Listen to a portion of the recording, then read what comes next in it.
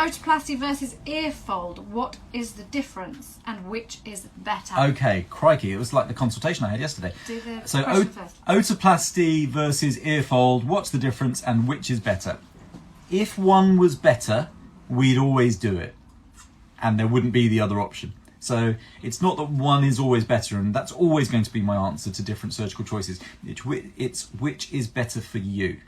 And so there are some people for whom anatomically they need a surgical otoplasty and are not suitable for an ear fold. Okay, so the causes of prominent ears: deep conchal bowl or underdeveloped antihelical fold, broadly speaking, or an enlargement of the earlobe too. But basically those are the two main things.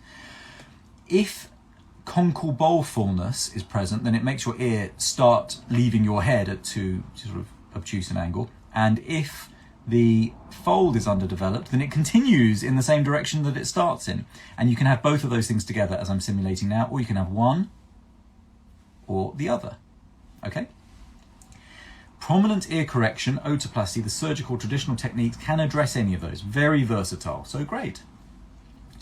Ear fold can only address the prominent ears that are caused by an underdeveloped fold, so less great. However, most people with prominent ears do have underdevelopment of the antihelical fold. Fewer have an issue with the conchal bowl. Okay, ear fold's back in the game. What are the advantages of ear fold?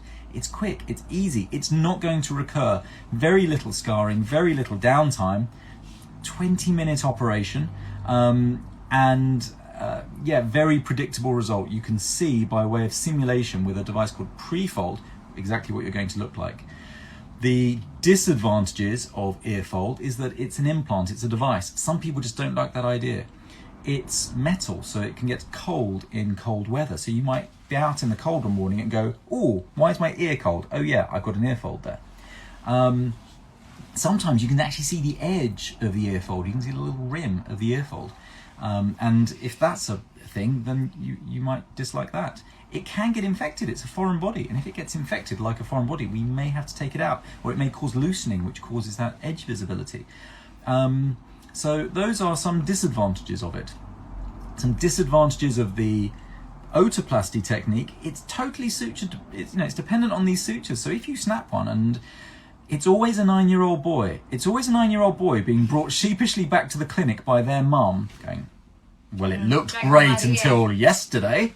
And then he comes, and he's there, he's like, were you wearing your head bandage? And, they've always got kind of scabby knees, and, it's that kind of 9-year-old boy, like my own kids. And they can fail if the suture breaks, snaps, pulled, whatever, if you sleep on your ear like that all night. And if that happens, I would actually encourage them to move over to ear fold, because you could lie on your ear however you like. You're not going to snap the metal. It's going to bend straight, and then it will recur. It will fall back to its original position with no problem. So that's it in a nutshell. That's the difference. That's which is better. They can both be done under local anaesthetic. They can both be done in an outpatient setting. They can both be done in a minor operating room. Recovery is similar, maybe I'd say a bit quicker for ear fold. There are some complications you won't get with ear fold that you could get with otoplasty, and I'd say a hematoma, collection of blood causing a ear deformity which is permanent, is very, very vanishingly unlikely with ear fold because the dissection is so minimal.